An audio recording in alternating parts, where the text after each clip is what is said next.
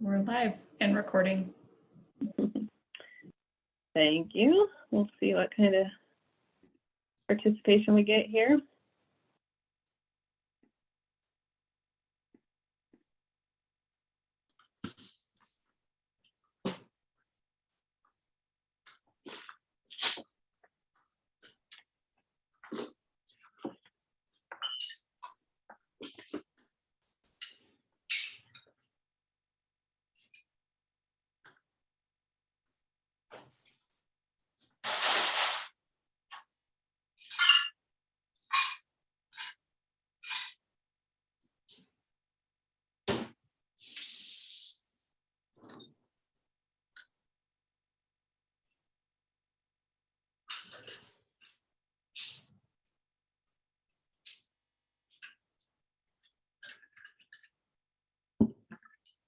All right, well, we can go ahead and get started. It looks like the attendees have slowed down. So hello, everybody, and welcome to the August STRAC Short-Term Rental Advisory Committee meeting.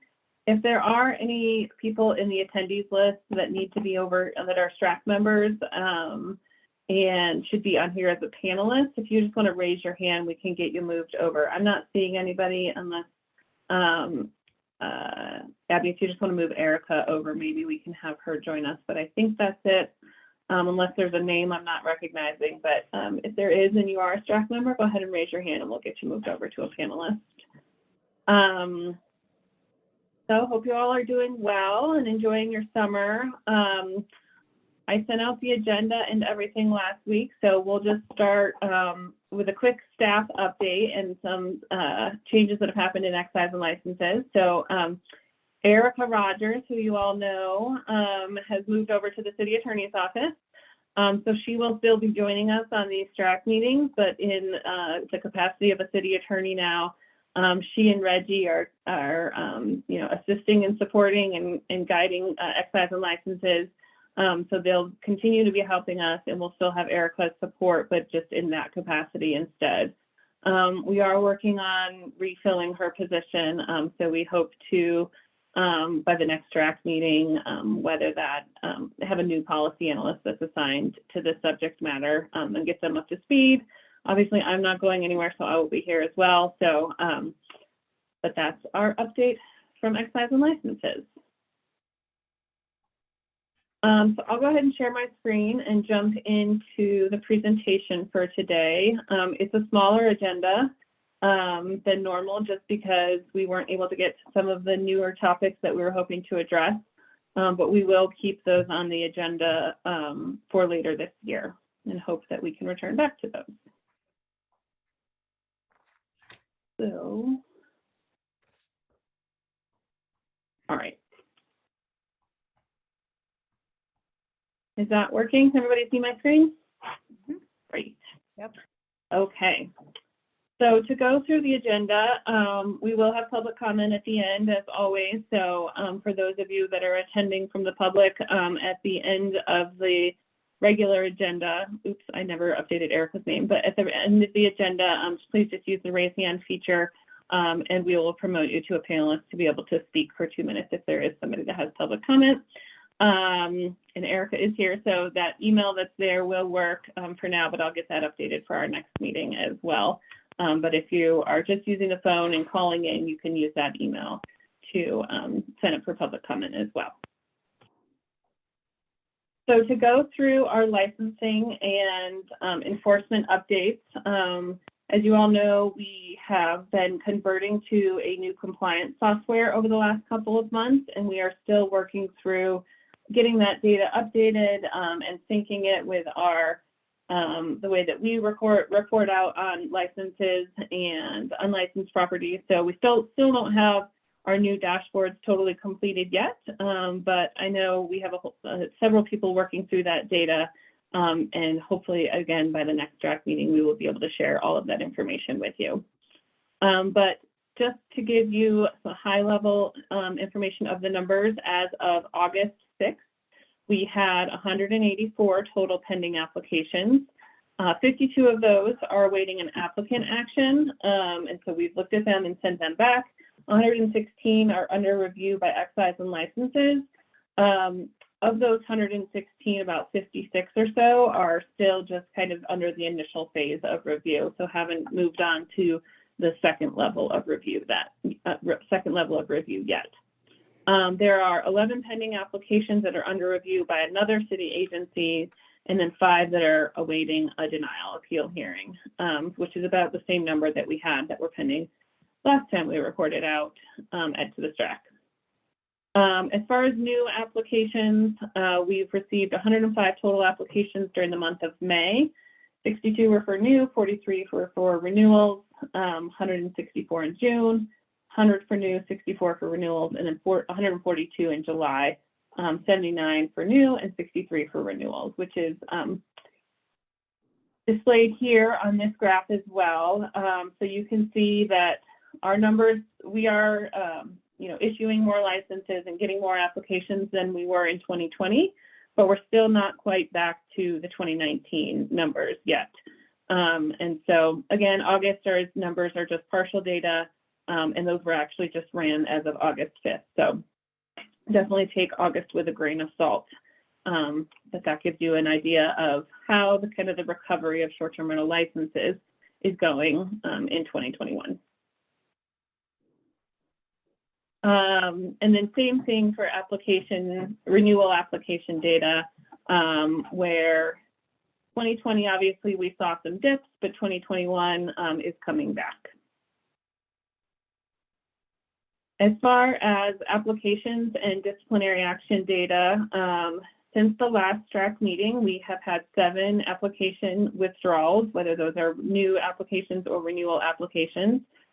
49 of those in the last year, and a total of 309 since we started tracking this data. Of those that have been closed administratively, which means that we have taken a look at the application, likely have requested some information from the applicant, but have not received anything back. And so it's basically somewhat considered an incomplete application, and those get closed after a year. Since the last STRAC, we've had 3 of those, 76 within the past year, and then a total of 251. Okay. And then as a part of some of our application review, we do make some calendar record requests. And since the last draft, we have made 16 of those requests and a total of 180 in the past year, which is when we started tracking and reporting and actually just even asking for some of this information on an occasional basis. And then for the affidavits, which are what we sometimes request for people to sign an affidavit that it is their primary residence, we've had 25 of those since the last STRAC, 146 within the last year, and a total of 760 of those that were returned, 25 since the last STRAC, which was 100% of what we have asked for. And that is an increase over the previous quarter, which was at 37%. So we are seeing an increase in the number or the percentage of ones that are being returned, at least for that snapshot of the data. We've sent 146 in the last year, 89 of those were returned at a rate of 61%. And then of the 760 total that we've requested, 357 have been returned, so for a rate of 47%. And then we currently have no outstanding orders to show cause, which are existing issued licenses where the department has taken action for the applicant or the licensee to come in and show cause as to why their license should not be revoked. So I'll go into the 311 data, and then we can take a quick pause to see if anybody has questions. But the 311 data, this is a consistent report out format that we've been using over the last couple of months. And you can see the difference breakdown here between the number of calls we get for administrative citations, applications, general inquiries, notice of violations, and then property complaints. Obviously, the most calls that we get are about our applications, people looking into their applications, or Yeah, so if you're not having an issue, I think we're all set. Okay, perfect. Hear that car going. Somebody's not on mute. There we go. Okay. Bound to happen every time, right? So as I was saying, the most number of inquiries that we get are around the application process. Obviously, general inquiries are just like a catch-all bucket, and then property complaints are the three main areas. So in this one, it shows trends over the years. Inquiries and questions about property complaints both seem to be like they might be on a decrease, but we also may be seeing an increase in application and renewal questions. Again, for 2021, this is just year to date, so we don't have the full picture to compare to previous years, but it would make sense that as our applications are going up, our inquiries about applications are going up as well.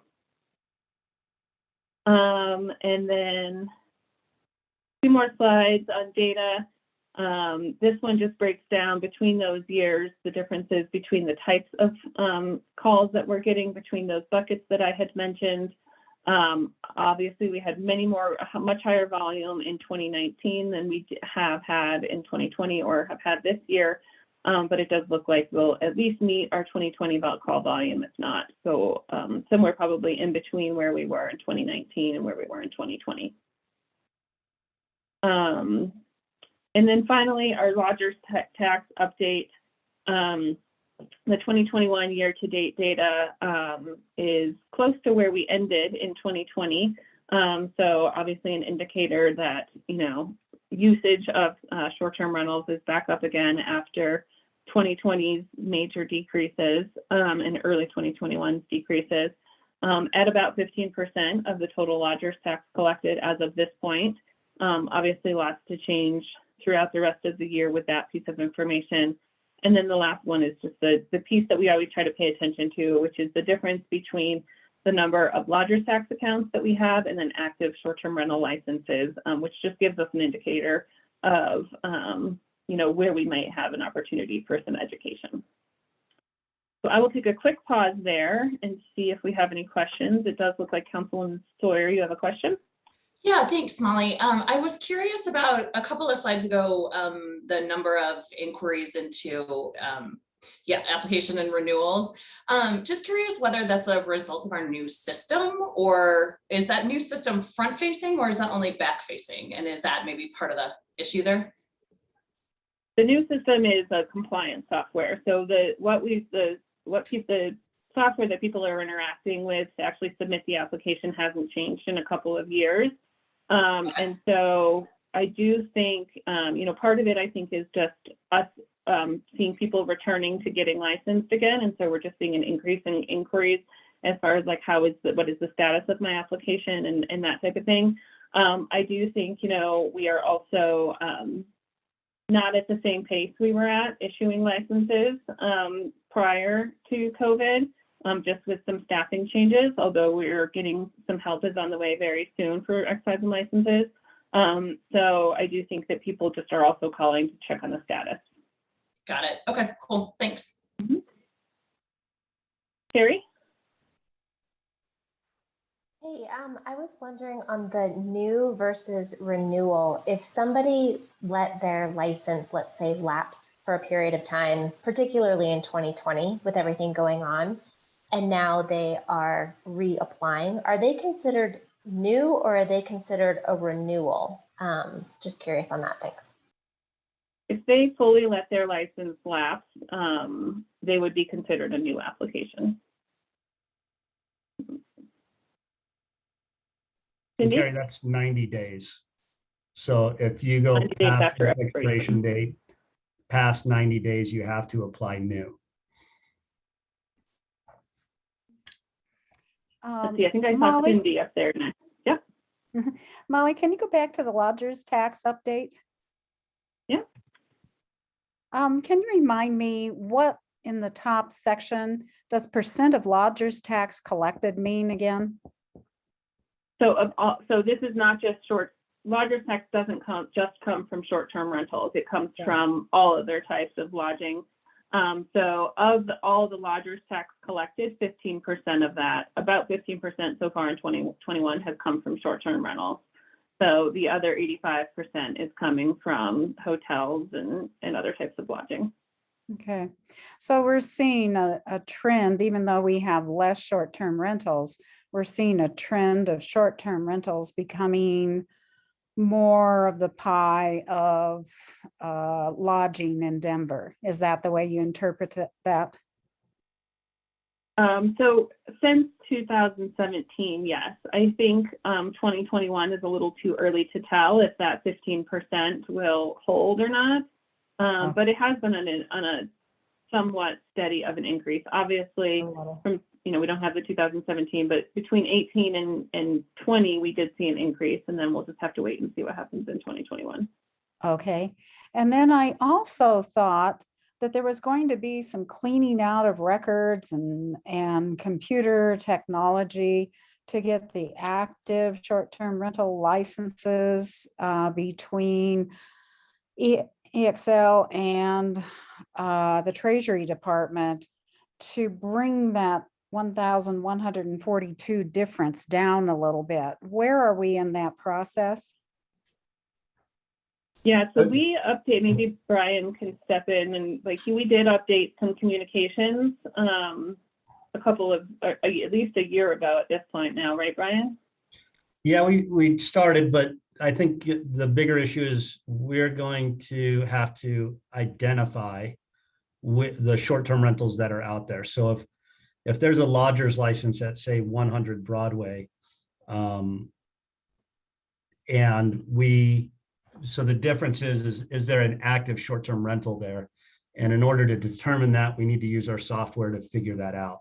And we're still at the beginning stages of all of our identification of the short-term rentals, and how the new company just collects it. So I would say it's a completely different program in how they present it in the dashboards, and we're trying to figure it out.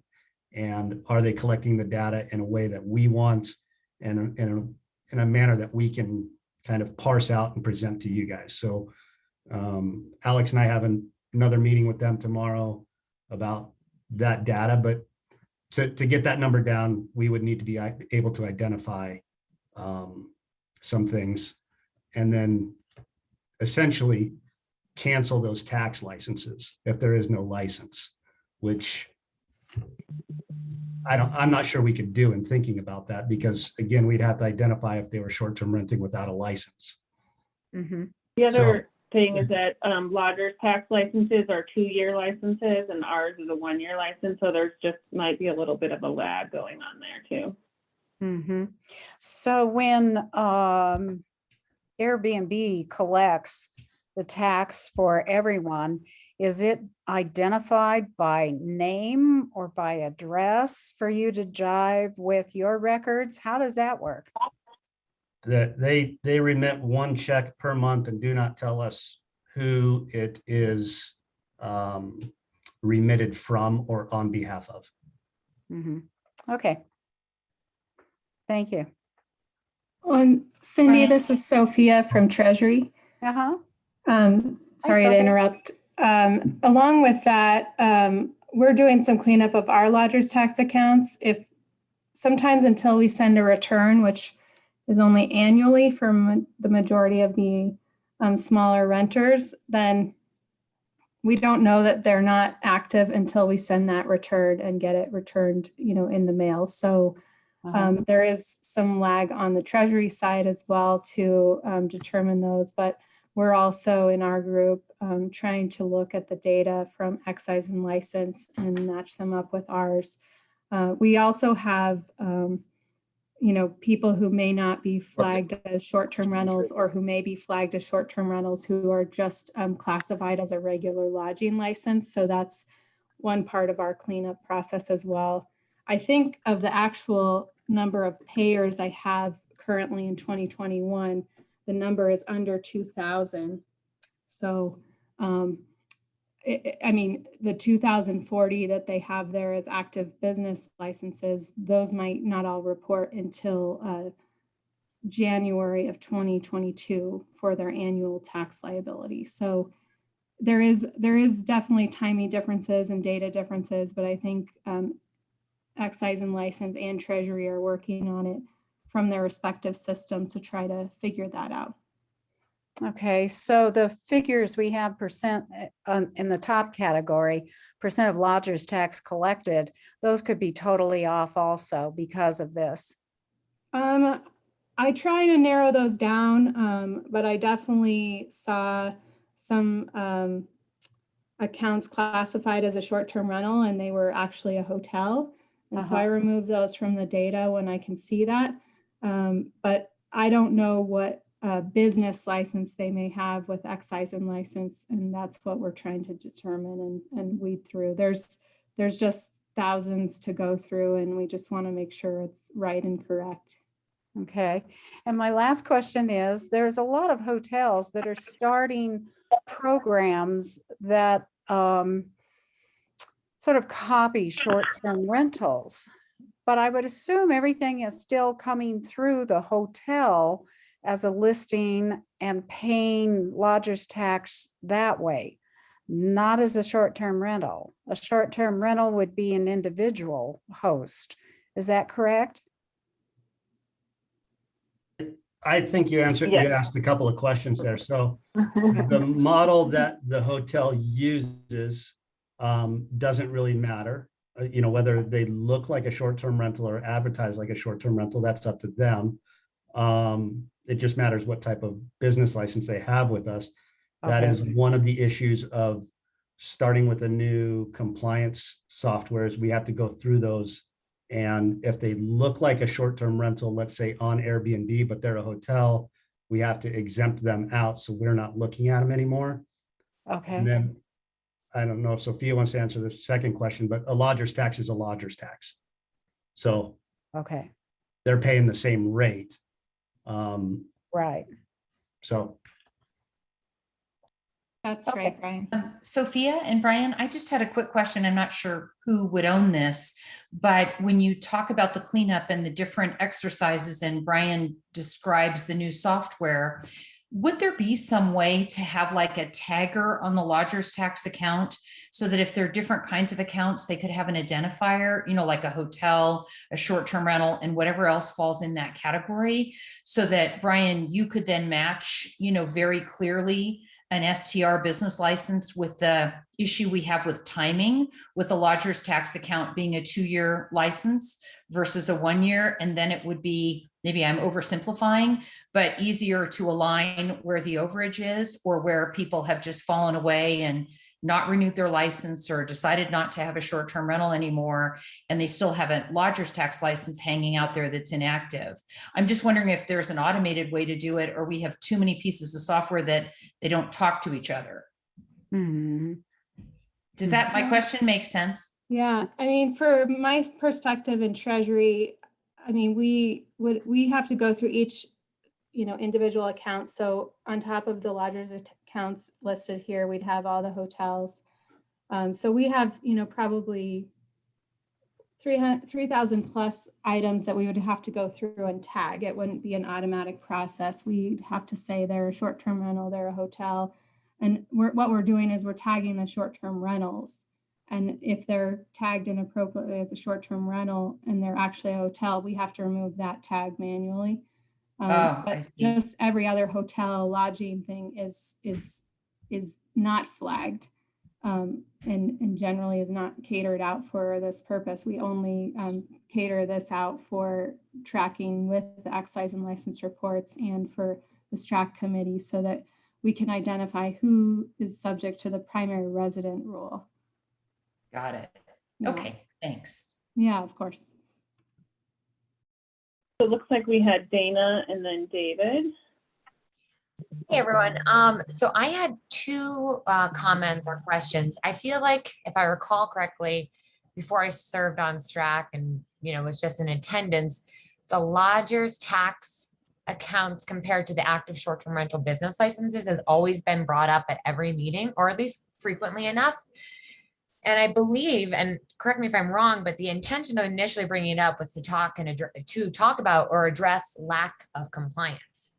Was saying discrepancies in the number of lodgers licenses to the number of short-term rental licenses. And what we know now, because of the way Denver's regulations have changed, is you're in essence, not allowed to list your short-term rental property on the platform without an active license. So it's all going through the license. So while I think this data is valuable, sometimes I am curious if it's possibly trying to highlight something that really isn't bringing value to the updates anymore, because we're not really looking at apples to apples. I do think that it makes a problem look larger than what it might be, just because I think there's people that might have a lodger's tax account that are no longer actively operating a short-term rental because there is that lag. And so for us, though, what we try to use it for is just an indicator of where there might be need for education, because there is a difference between the 2-year and the 1-year license, or just the complicated factor that you have to apply for both the lodger's tax license and a business license. And so I think in the first couple of years, there was some confusion that once people got their lodger's tax license, that was it, they were done, they could start operating. And so for us, it was just an indicator of where there was the potential for education to say, you're not done yet, you may have passed step 1, but here's the next step you still have to pass through. So I'm not sure if it's still valuable for this group. For us, that's what I use it as an indicator of. I love it. No, that makes total sense. And the other thing kind of dovetails off this idea of education. I'm looking at my second monitor over here, and I know this is just year to date for 2021, but to see property complaints down from 2 years ago at 511 to last year at 297 to this year at 92, like, I think that says a tremendous amount about how the hosting community cares about being a responsible host. There's been kind of like a big push on education. I know the Mile High Host Group has really tried to push forward what it means to be renting responsibly and to have conversations with your neighbors about being out of town and letting them know that they can reach out to a property manager or to you if something does come up. I just think that number is worth at least going back to and looking at, because it's a pretty big number, and I think it shows a lot of responsible actors out there.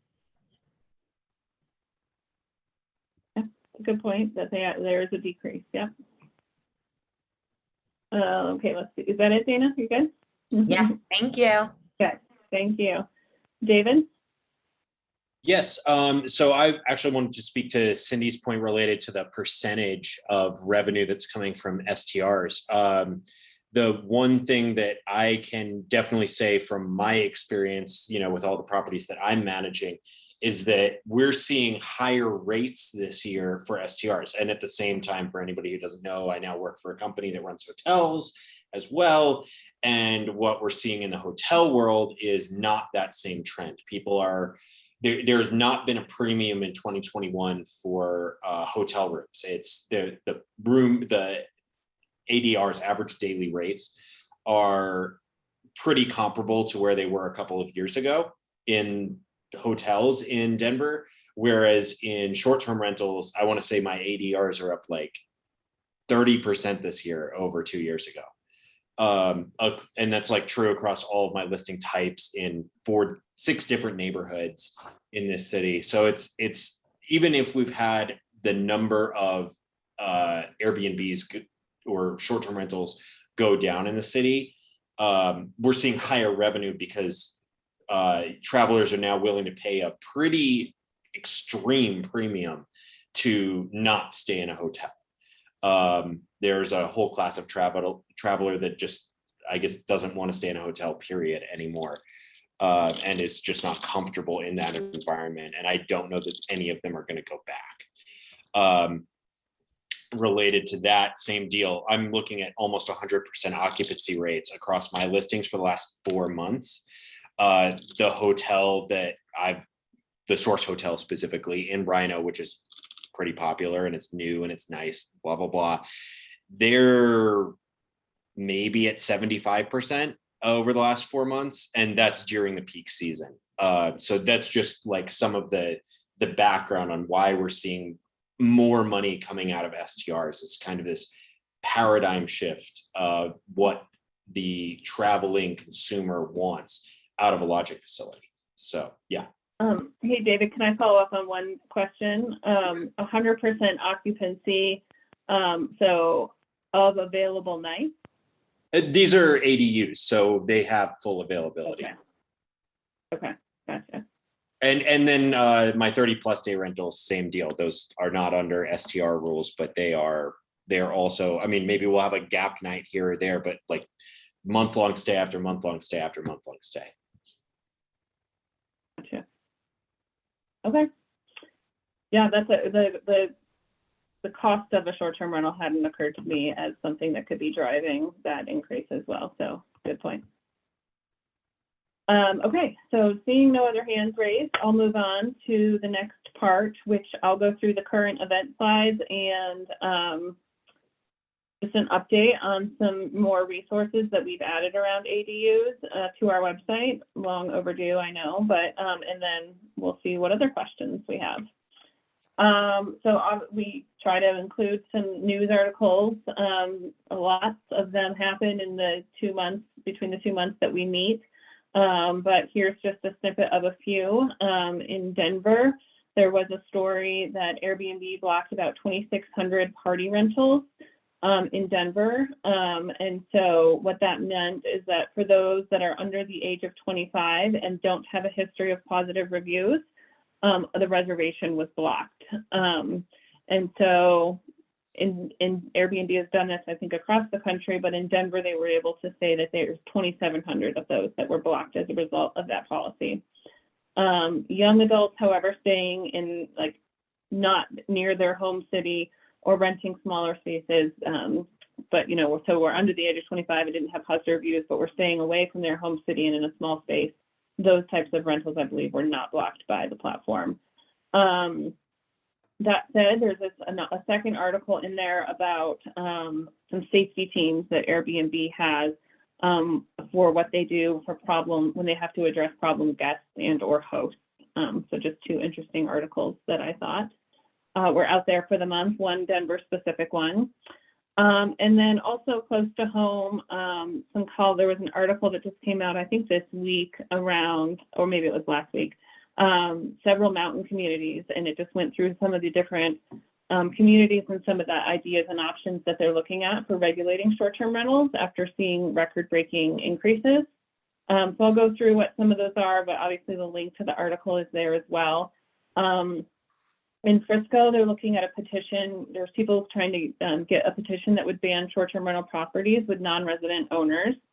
Telluride is looking at, people are trying to get a petition submitted to put out a vote to drastically reduce the number of short-term rentals that are allowed.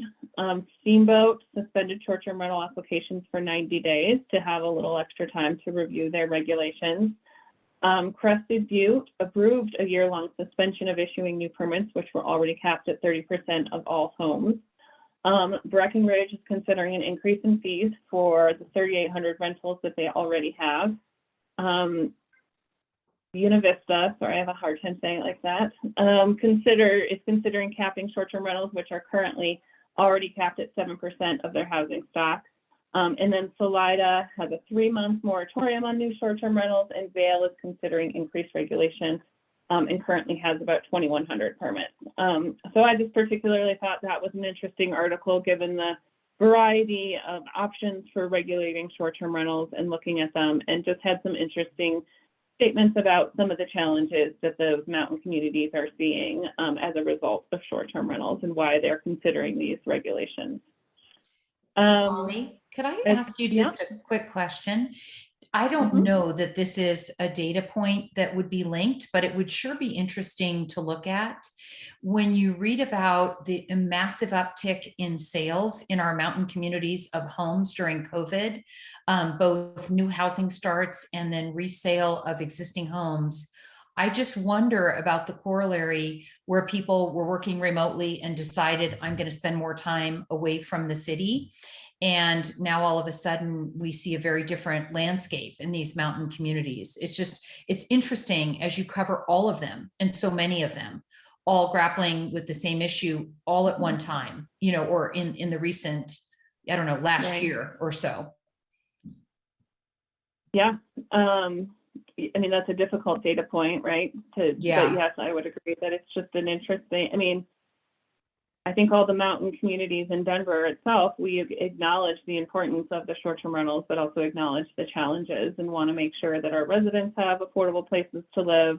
And so addressing, you know, both sides of the coin, trying to I just find it interesting, the different avenues people are pursuing when it comes to short. That's my perspective though, as a regulator, right? Yeah, of course. Thanks. Mm-hmm. So the third one is just an interesting article that I found around a new technology tool that Airbnb is offering to test listings Wi-Fi speed. So as people are working from anywhere and using Airbnbs or short-term rentals for their remote work, there's just a new tool out there if you want to know what the Wi-Fi speed is. And then there is one final story about the short-term rental impacts on crime rates, and a link to that article there. So we have this policy update slide, but no real policy updates right now. But just wanted to update you on some work that was done in 2020 that we have finally just kind of come to a close, although there's also was some communications about it today where I think it will be continually evolving. But we did have CPD, Community Planning and Development, come and do some presentations at the STRAC last year, and we had them in for a special presentation around how ADUs or accessory dwelling units can be used as short-term rentals. So there's some additional information and resources now out on our website, providing that information, providing links to those videos and presentations. This last one, I don't think was in the link that I sent out to the group last Friday, but it is there now, although once you link to it, the document still isn't there, but it will be soon. And so just wanted everybody to make sure that they are having those resources available and link to them. I think they're very helpful. I know we get lots of questions around whether an accessory dwelling unit can be used as a short-term rental. And I think this is a great first step for people to get, there's some question and answer, some FAQs, so really great, helpful resource if people are looking for some answers. And obviously, like I said, an evolving conversation and one that I think we'll continue to get questions about. So feel free to ping those or send those our way if you have more. So that is actually pretty much the most of the agenda. I can stop there if anybody has questions about those last two slides, or I can move on to the final couple of slides. Oh, looks like we have a question from Buffy.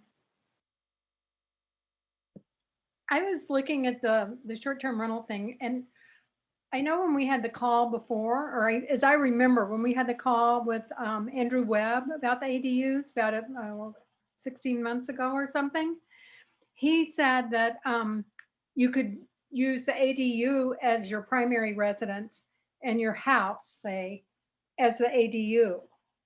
Well, I guess that's not exactly right. You could use a tiny house that's in your backyard as the primary residence and your bigger home that's on the lot as the ADU. Is that true? Or is the way they say primary structure here, you have to live in the house and rent out the tiny house?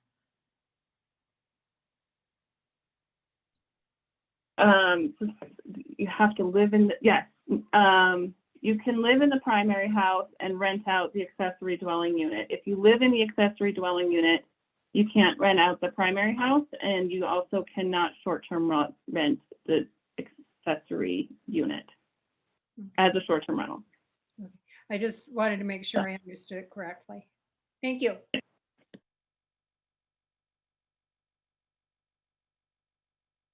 Molly, maybe you're going to touch on this somewhere else, but I had sent a note to a group of excise and licenses leadership about what occurred at City Council and Amanda Sandoval's initiative and Sloan's Lake and West Colfax. Is this something that you think the broader group is interested in terms of the zoning change for backyard cottages or ADU/tiny houses? So my understanding of that is that, right, so there was a zoning amendment that will allow more properties to have ADUs in those neighborhoods. So I think, and like that's one of the reasons why I said this conversation is evolving, and we actually just heard from Abe, who came and did this presentation. We just heard more from him today with a couple of follow-up questions and things that he thought might be helpful in addressing. So I think we can continue to have this conversation and what the impact is going to be, and if there's going to be any changes that would impact the information that we have here too, and then what we just said to Buffy. But I mean, the gist of it is, right, is that what's in these FAQs right now and how we just summarized it with Buffy, that's the regulations as they are right now. Right. No, yeah, I But raised. there are a possibility of more ADUs coming to other neighborhoods. Yeah. I just raised it solely and completely because I thought it was interesting. We had Chafee Park as the example that was written about. And then there were several lots that were already zoned for ADUs in Sloan's Lake and West Colfax. But as I understand it, this new zoning amendment then sweeps in the lots that were not included, that were not allowed to have ADUs based on a litany of other criteria. And so I just think it's interesting for all of us to pay attention to. I think it's great for Denver in terms of housing in general. But it's been, we saw the material and people weighing in on it. And so it was interesting to read the outcome. So I just thought this group might find that interesting. Yeah, anytime we get into this conversation, I'm going to want to not say too much unless we have CPD or Abe here, because I will say something incorrect. No if worries. you want, Molly, I can jump in on this one because I'm actually Sure. doing legislative rezoning of the East Colfax neighborhood for ADUs in exactly the same way, using Councilwoman Sandoval's approach that she used in Chafee Park and then again in Sloan's Lake. So essentially what it does, just so everyone kind of is aware of the background, is it's a legislative rezoning. It's brought by a council member. It applies to every lot within that statistical neighborhood that is zoned a specific way. So for example, in East Colfax, every lot that is zoned ESUDX is now going to be rezoned to ESUD1X. And what that means is that if you have a single family property in East Colfax, you will be allowed to add an ADU, either attached or unattached, without having to go through a rezoning yourself. So it lowers the $1,000 barrier for application. It lowers, the 6 to 18 months of time. It lowers the barrier of, all of those kinds of things. That's the purpose of doing it. There are already zone districts in the city and county of Denver that allow for ADUs right now. It just depends on what the zoning is on a specific lot, but that neighborhood in in Sloan's Lake and Chafee Park and East Colfax, those are not places where ADUs were traditionally allowed based on the zoning. And so what these legislative rezonings are doing is just allowing for that to happen in the future. And that's consistent with our adopted land use plans. So just a little background there. Thank you, Council. That's really helps with clarity. Thank you. When will that become citywide? I don't know is the short answer. That's a CPD thing. But what we as council members are working to do is, in the neighborhoods where we see the most applications for ADUs at this point, and where we see, where we hear the most feedback and requests for it, particularly in neighborhoods that are highly at risk for displacement and gentrification right now, we're sort of focusing on those neighborhoods and bringing those rezonings ourselves. You have a question, Buffy?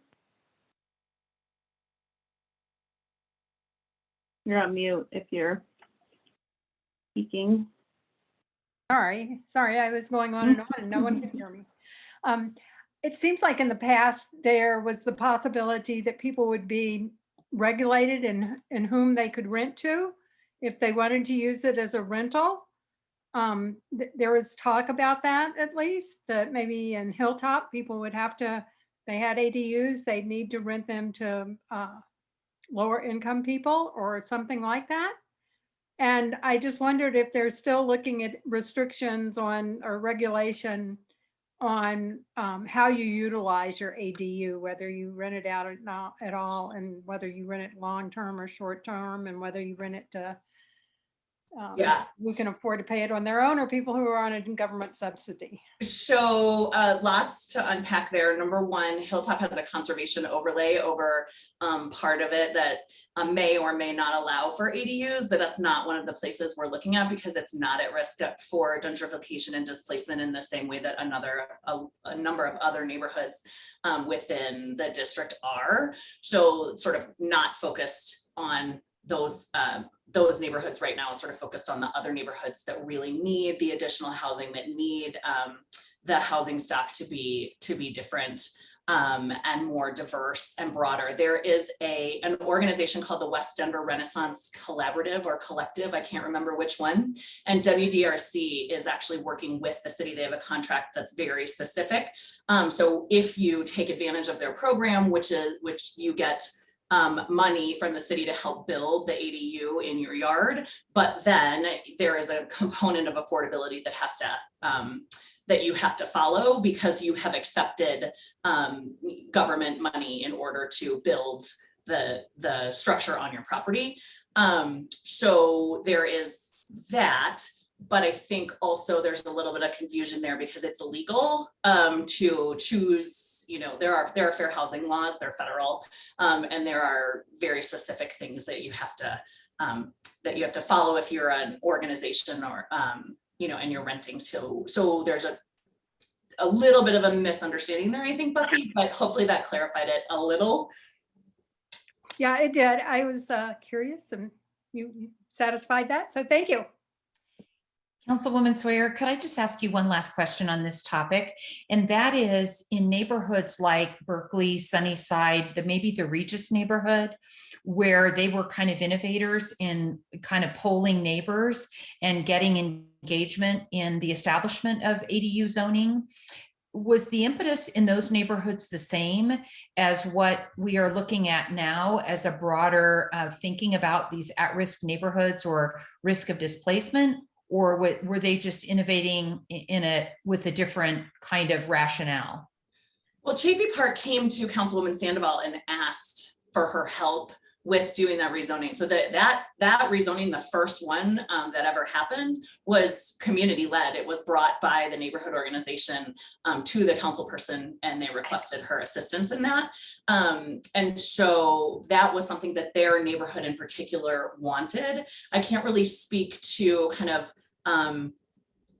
what that looks like over on the west side because I don't represent the west side. Right. I can just tell you, that any rezoning that involves more than 3 acres has to go through an equity analysis and community planning and development to ensure that it is thoughtful and making sense and addressing the issue of displacement and gentrification. And so that's really why that focus is there, because we want to make sure that it is if we as council people are going to the community and saying, do you want to do this? Do you want to, is this something that you would be interested in as landowners in your neighborhood? Then instead of having them come to us and ask us to do it, then there's a little bit of a different dynamic there. And there's a little bit of a different group of considerations that we need to take into account.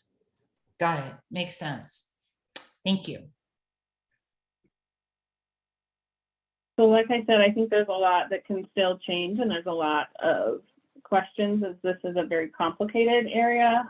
So we can see if we can get aid back on the agenda for later this year or early next year. I think we want to have some updates on, what changes might be coming or if there are any changes, we can definitely update on those. But I would,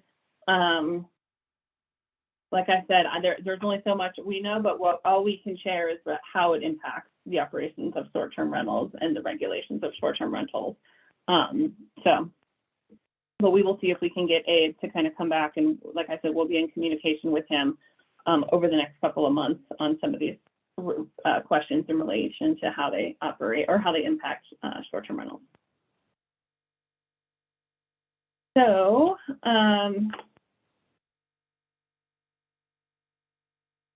last thing is just to put the dates out there for the rest of the STRAC meetings for this year. Obviously today's meeting, and then we have 2 more, October 12th and December 14th.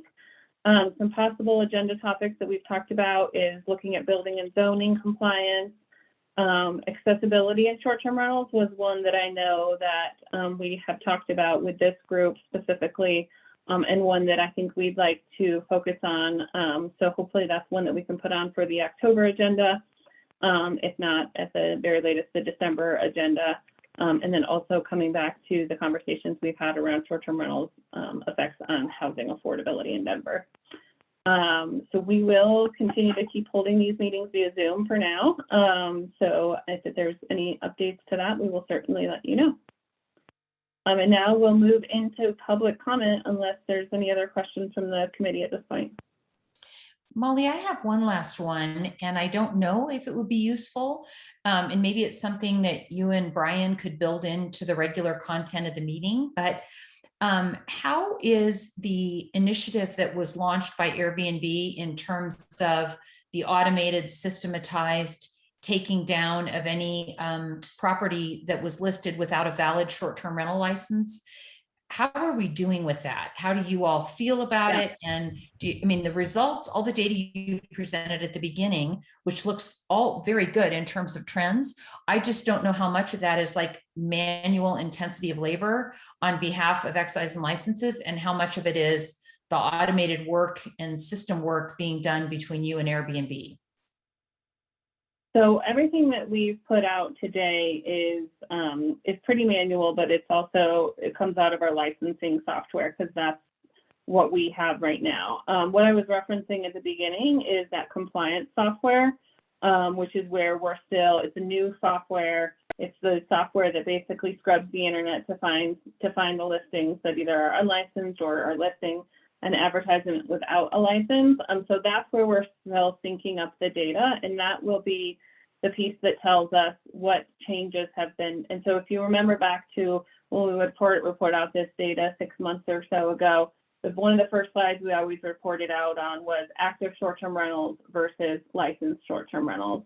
And that's where we always got that like 70 to 80% licensing rate from. And that's the one data piece that we still are syncing up with our new compliance software.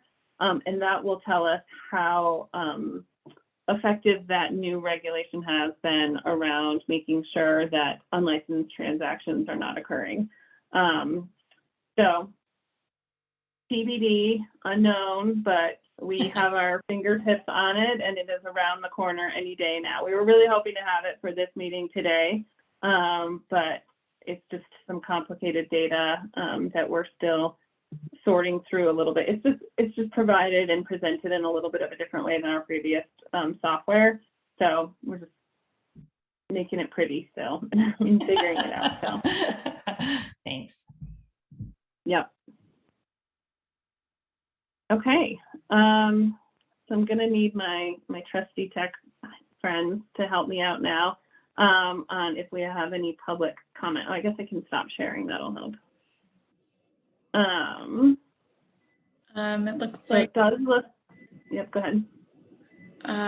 we have Patricia from GVRA with hand raised. I'll promote you to a panelist so that you can speak.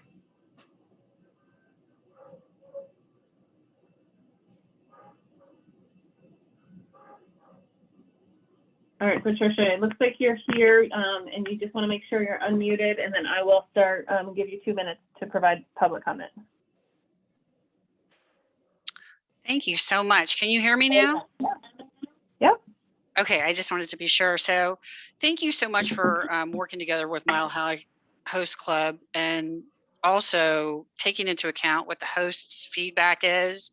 You can certainly see that in Denver, the trends are going down as far as the complaints that you're having right now, which is fabulous information, and that the tax dollars that you're getting are going up. So those are really positive trends that we're seeing across the globe for everybody. And the only thing that I guess I really want to share with you guys right now is that there are so many people that are interested in booking STRs over hotels right now that it's really important to keep the inventory up and to encourage hosts to come forward and to be part of the process, because you're doing all the right things as a city, But with COVID, and especially with the Delta variant, people are going to be more and more skittish to be in areas where there's going to be more cross contamination. And I think because of that, you want to keep those tourist doors open for people so that they can come and work and play in Denver like they've been doing for years and years. So I would just say keep an open mind with that. Again, I'm just really thrilled to see some of the changes that have happened over the last couple of years. I would encourage you to continue to work with the people across Denver and just to be open to the host suggestions as much as you possibly can be. Thank you. Okay, next is Brian Kennedy. I'm promoting you to a panelist so that you can speak.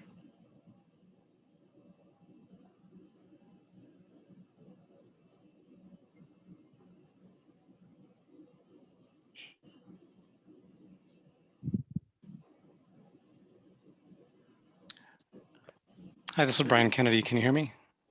Yes. Yep. Great. Thanks, you guys. Thanks for allowing public comment. I just want to make sure neighbors are represented here. I've been the neighbor of an Airbnb for a couple of years, and it's been an extremely stressful experience. Probably 2 years ago, the house across the street from me sold.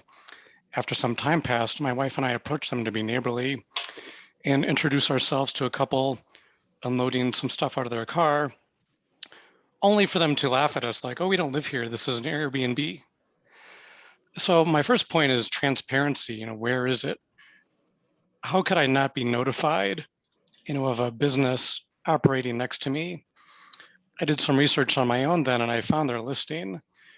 2-night minimum, $200 a night, up to 6 people, and they have multiple listings in other states. So if you do the math, just 2 people, 2 nights, 6 days a week, that's over 300 people a year now that come and go in the house right next to me. And that's a low estimate. Usually it's, 4 or 5 people because they're trying to split the nightly cost. So that's a head scratcher for me. I know I've got experience too trying to run a small business in our home years ago. And we had to post a zoning poster, a pink one in our yard for a month that we were applying for it. And then a green one when we were approved with a phone number that anybody could call. So I don't understand how Airbnb kind of gets a pass to open this kind of secretly, that none of the next door neighbors are informed at all that this is happening. My worst encounter that keeps me up at night is one day I was working in my yard and Uber dropped off a couple people.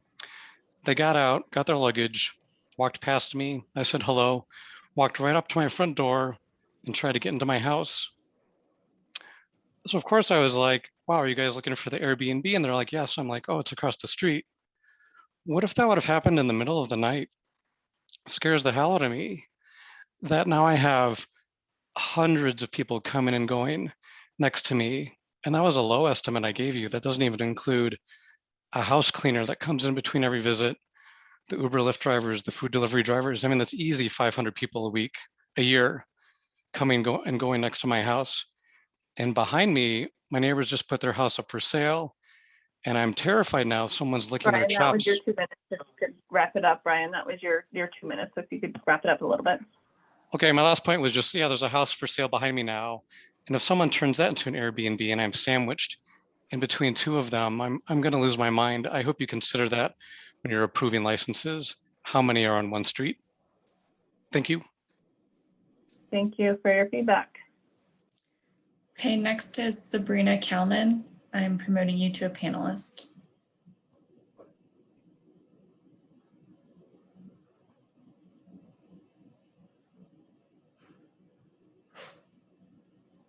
Hi there. I just had a quick question. I noticed that there were a handful of licenses that were under review by other departments.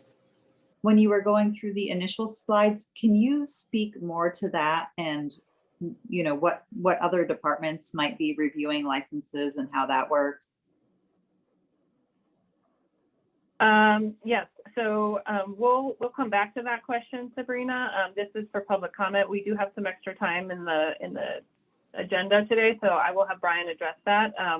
when we're finished with public comment, if there's still time. Did you have anything else that you wanted to provide comment on? No, that's it. Okay, thank you. Next is So Danielle. Go ahead. Sorry. I'm promoting you to a panelist.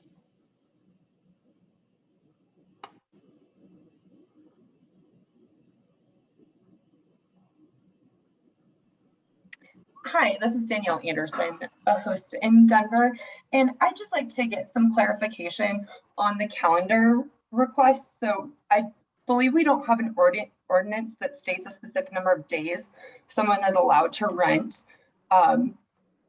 So why can we go over that later on why calendars are being requested if there's not a time limit on the ordinance? Yep, we can go back to that piece too. Any other feedback or public comment, Danielle? I just have a comment on the Frisco petition. I think it's interesting to note that 17% of Frisco housing is short-term rentals, leaving 83% available for locals to live in.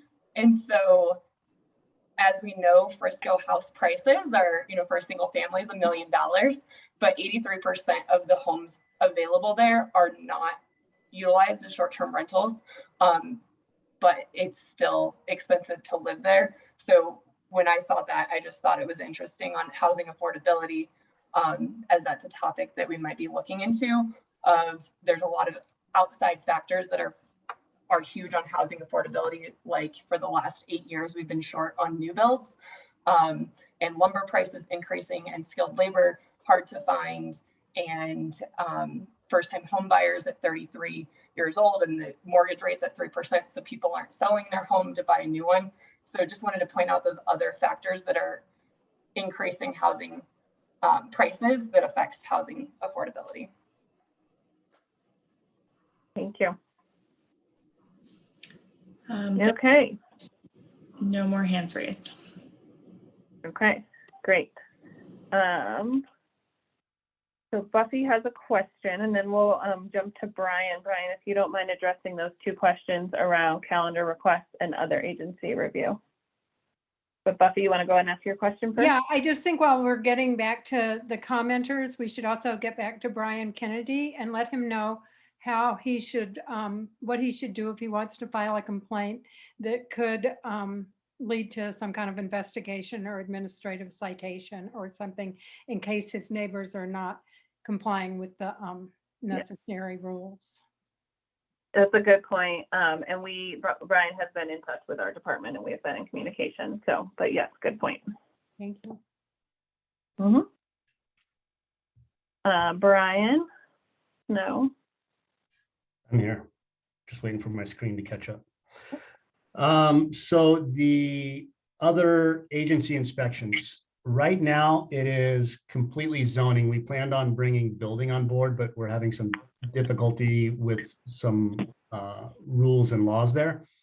And basically what it looks like is, as part of our research into an application or renewal or something like that, we may look at an advertisement, or somebody makes a complaint like Mr. Kennedy, and we go on to we find the advertisement, and part of our investigation is looking at the ad.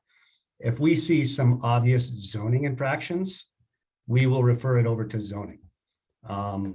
So if they've installed a separate, complete, and independent dwelling unit and haven't gone through permits to do that and things of that nature, we will refer it over to them. They'll write a report back to us what the violations are and give the person an opportunity to correct. But when you fill out the application for a short-term rental, it says, one of the questions is, I am compliant with all zoning and building regulations. So those are the ones we're referring out to other agencies. Did that answer your questions? Or she's not a panelist anymore. The second question was calendar requests. So as part of the ordinance, we are allowed to request records that the director can use in order to make a determination. There is not a set number of days that we look for. It's all what I would say factors. So if one neighbor complains, that's a factor. If 5 neighbors complain, that's a factor. If we find that this person owns a house around the corner, that's a factor. If we find that their job is in Oregon, that's a factor. And if we find you've rented 315 nights a year, which we receive fairly often, that's a factor. That doesn't mean you don't live there or it's not your primary residence, but if we have 3 neighbors that complain, we can find that you own a house in Frisco and that you've rented your house 315 nights a year. Those are all factors that would help the director make a determination. Thank you. Any questions from the committee members on any of that? And I should follow up on Buffy's request and not just address Brian Kennedy, but and let everybody know that if they do have issues with a problematic short-term rental, that they can call 311. In those cases, will get referred to excise and licenses, which will allow us to look into that. So that's the best method for filing a complaint, is to call 311 and let them know that it's a short-term rental and it'll get routed to excise and licenses. Any questions or comments from the committee? Okay. So as a reminder, we'll meet again October 12th. And if anybody has any agenda items that they are dying to talk about, please feel free to reach out and we'll see what we can get added to the agenda. And again, I apologize for the somewhat lighter agenda today, but hopefully we'll be back to fully staffed by next meeting. All right. Thanks, everybody. Have a good night. Oh, did you have a question, Councilman? Yeah, Molly, I wanted to strongly suggest that we move with or that we start to examine the accessibility question for short-term rentals. I know that you've heard that from Councilman Hines, and he's not on this committee, but Councilwoman Sawyer and I have heard his calls for this sort of examination for short-term rentals. And I think it's appropriate that we look at where we can go with that. Thank you. Yep, thank you. Good point. All right. Well, with that, have a good evening, everybody. Take care.